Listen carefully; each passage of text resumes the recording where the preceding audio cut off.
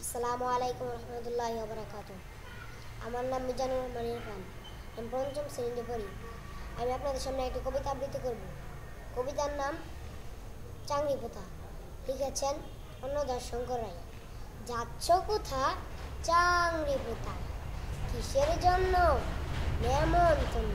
বিয়ের বুঝি না বাবুজি, কিসের তবে ভোজন হবে? শুধুই ভোজন, প্রসাদ ভোজন। কেমন প্রসাদ? যা খেতে চাও। কি খেতে চাও? ছানার পোলাও। ইচ্ছে কি আর? সরপুরি আর। আহ, কি আয়েশ!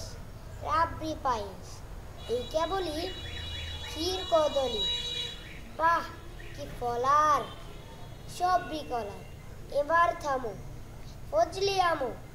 আমিও যাই না মশাই। আসসালামু আলাইকুম। ভুল হলো যে